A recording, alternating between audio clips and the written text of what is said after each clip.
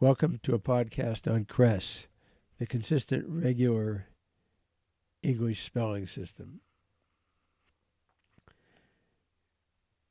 We are going to talk in this podcast about a simple topic, how to say the English alphabet. And it sounds almost like a silly topic, but it should become clear as we talk for a bit how this is actually quite important. And there is a real point to be made. It has a comical aspect as a topic for a podcast, but we're going to sort of unwind the comedy and show that there's a serious issue at stake. So what we're doing in the CRESS system is trying to fix fundamental problems. We're trying to show that solutions, and we are showing the solutions to reading challenges have only been remedial. They couldn't be anything else. The wonderful teachers and the educators, the program developers, the companies, they were given a system with all sorts of problems, and all the programs have helped in wonderful ways to overcome that. But it leaves the fundamental problem, and as a result, there are many residual problems. The whole problem of reading and writing does not get solved. So CRESS has as its aim to fix all of that. And we contrast CRESS with what we jokingly refer to as SSSS, which is Senseless Spelling Sabotaging Society, the traditional English spelling system. And we are very much supportive of the reading community and offer them new, really fun ways, really productive ways to have a career that involves so much joy and constructive meaning in life from teaching something that really helps individuals and children do so well and to move their education ahead so effectively. And what we've simply done is go back to basic science that's been known for quite a while, and use basic scientific principles in order to fix the underlying problems. And that means that the entire reading community can have a much more joyful experience in teaching young people to read, and also foreign learners have a big problem with reading and writing. So part of this is, yes, the comical point. Yes, we are actually saying that all of these years we've been saying the English alphabet wrong.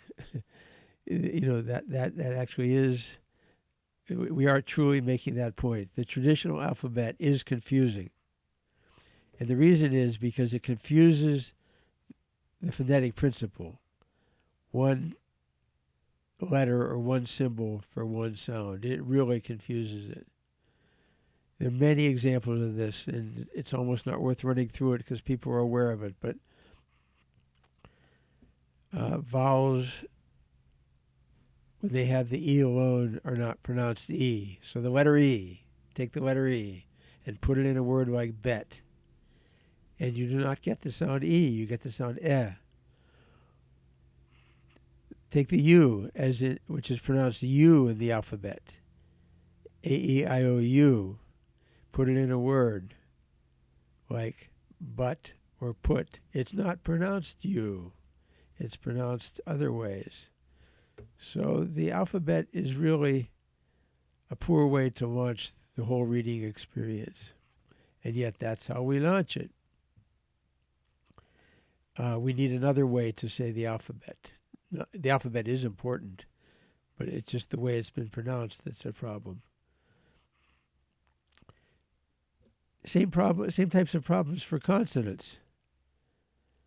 So take the letter G, put it in a word like get. There's no G in get. There's a G and there's an E. There's no G. So what is that about? Or more comedy in the letter H. H is used in the sound for a word like hers. There's no H sound in hers. H does not contain an H sound. And W is perhaps the most ridiculous, because when you say W, there's no phonetic principle. The sounds in W don't occur when you see a W. When you say wet, you don't start off by saying W-et. It's just way off.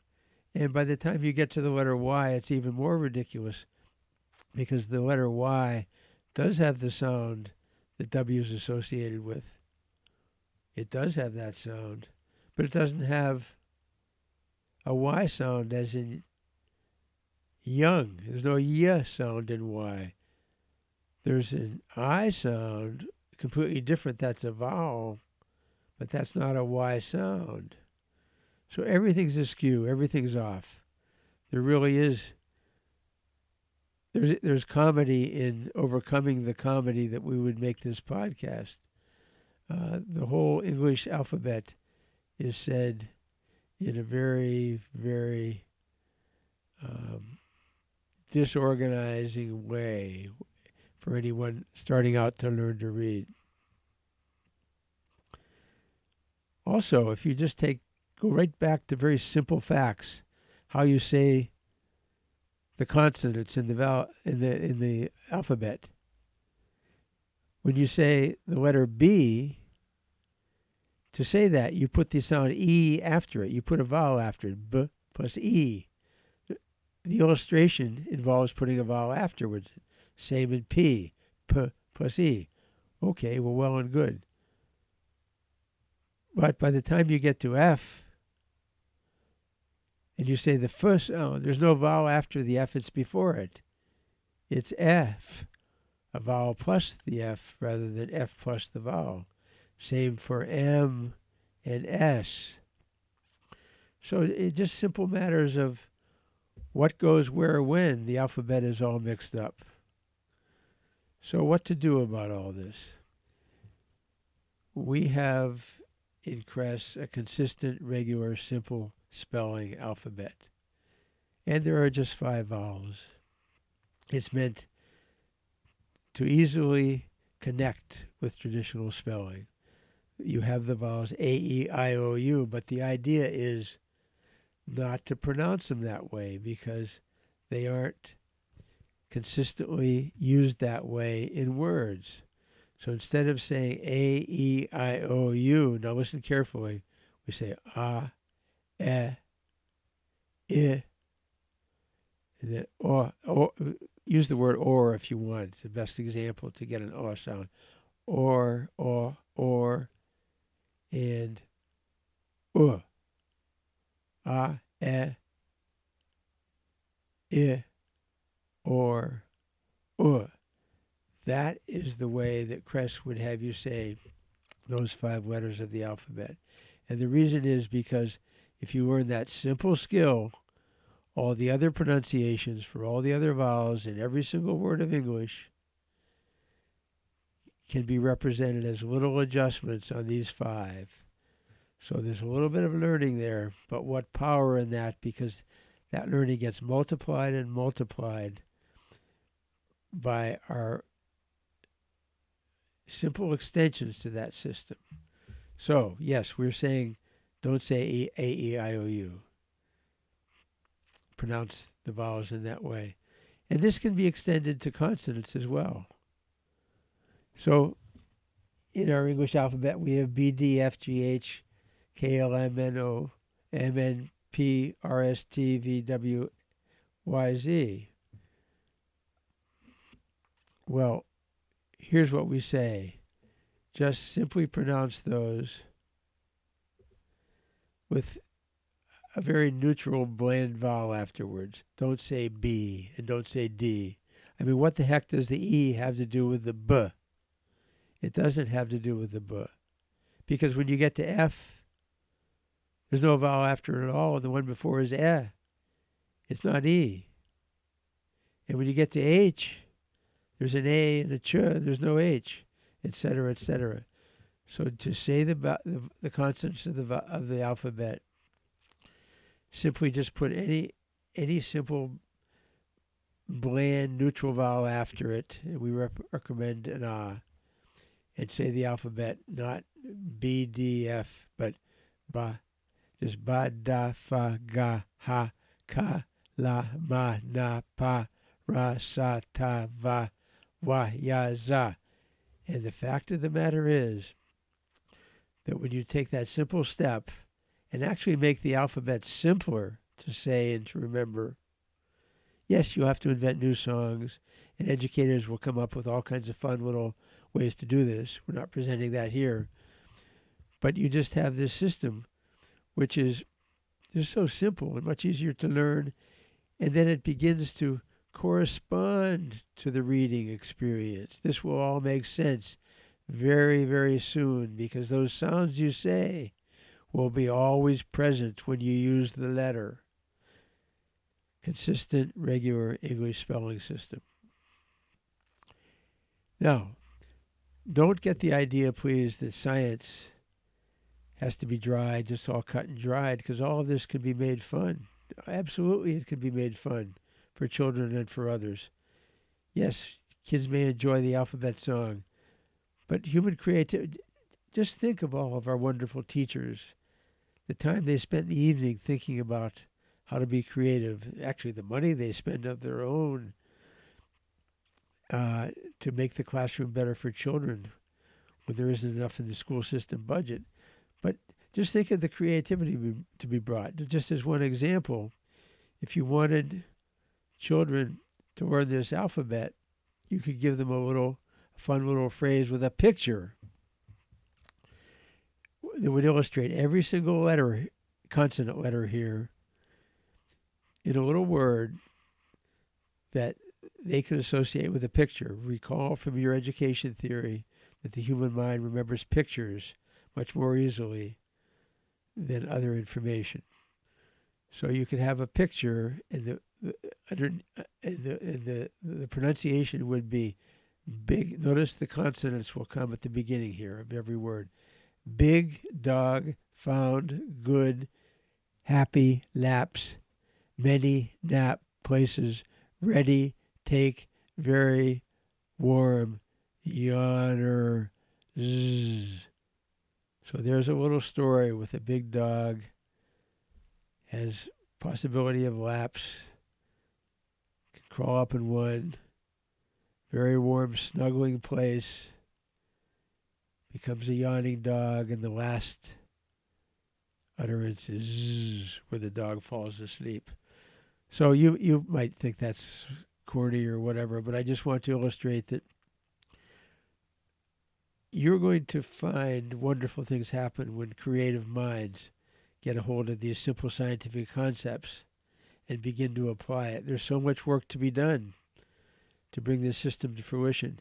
Educators will have so much fun, and literacy consultants, literacy companies will have so much to do, but they won't be fighting impossible complications, contradictions, inconsistencies. Why start with a mess? Okay, so that illustrates now what we've done so far is illustrate how you can pronounce the basic entire alphabet, vowels and consonants. Just one other little tip: if you wanted children to recite the alphabet in its current order, something like its current way, you could say to them, okay, every time we hit a vowel, we're going to use that vowel for the consonants until we get to the next consonant. That would teach a little bit of agility of mind. The children might enjoy saying, ah, oh, there, the ah is the first letter of the alphabet. So we have to use ah for all the consonants till we get to the next vowel. So we would say, ah, ba, da. Whoops, here comes a vowel. Eh. So now we say eh. But now we've had a vowel, so we have to say that as part of the pronunciation of the consonants till we hit the next vowel. So we say eh, then fe, ge, he. Whoops, then we come to an I vowel. There's going to be a change again. Now we have to start using the I vowel. I, ki, li, mi, ni. Whoops, now we come to the the or vowel, or. So now we have to say that vowel before each and every consonant till we hit another vowel. So we say or, pour, roar, soar, tor. Or if the children want to pull it apart, you could say or, pour, roar, soar, tor, like that. Just that vowel doesn't always exist by itself in all English dialects, so putting the R in there can be helpful. But then they hit the U. Now the U is not the U, of course. It's the sound. So now once they hit they would say v, w, y, z. So there's just one example of how you might say the whole alphabet if you had that as a goal.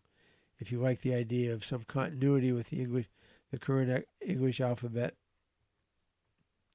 and you wanted to kind of be cooperative with that, and just continue it. Okay, so the expanded alphabet that we've talked about so far doesn't deal with the neighbors. If you've listened to our other podcasts, you know that sounds have neighbors. And those sounds are just adjustments on the basic positions that we've already done in this podcast. And you would very quickly see that the alphabet could be expanded in that way. So after for the first letter of the alphabet, you would say which is fronted a little bit with the fronting symbol. And then you could say which is the letter A with the up arrow. So you go to illustrate no arrow, left arrow, and then up arrow.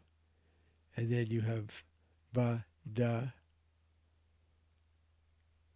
and you come to but then you would want to also insert the up arrow, becomes e, and then fa, ga, ha, la, and you come to I, and you'd want to insert the I with the up arrow, and you get e, and then ka, la, ma, na, and then you would have the end with the back arrow, eng, nga, nga. Now that's a little tricky because the eng sound does not occur initially in English.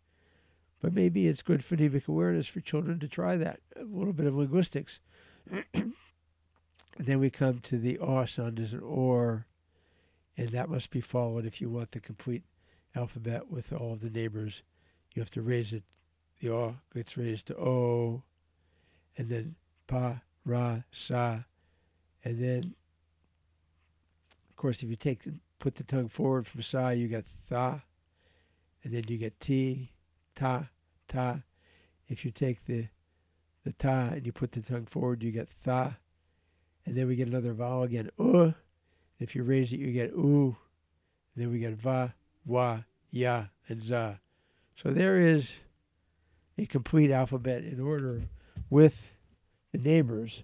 However, we kind of warn against jumping into the neighbors right away because the simplicity of the system is evident without the neighbors. So we feel it's best to teach the alphabet first with the simplicity of the basic system, no alphabet adjustments to neighbors. You just give the 22 basic sound symbols, and you just postpone the idea that this so naturally, it'll just come automatically, everybody will get this very easily, expands to 33 alphabetic elements, including neighbors. That's for later on. So the simple basic system is the primary basis for learning CRESS. The expanded system comes naturally after beginning to use CRESS. Therefore, the basic alphabet is the primary alphabet for learners. These are the basics needed to begin learning.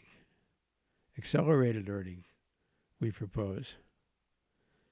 The expanded alphabet anyway will come naturally because the system is so logical and it's internally consistent. You learn one thing and then you apply it all over the place. You may also want to consider the possibility that it can be useful to say the alphabet in groups. So you might take just the vowels instead of just saying I, or. You get them to say this is advanced once again. You get them to say the adjustments, the tongue adjustments in groups. So you say ah, ah. See, those are three variants. And for you have a. You put that variant together with the I has e as a variant. That's a group. O has o as a variant. That's a group. And finally, o has u as a variant. But this applies to consonants as well. And you could actually teach the T and D, the S and Z sound together with the variants th and the, so forth and so on. These groupings bring out the simplicity of the CRESS system. Yeah, these latter are advanced points and not the main point we want to make in this podcast. But that's an attempt to give an overview of what CRESS is, what it does, and a little bit about where it might go as you progress in the teaching process. So thank you for listening to this podcast on CRESS,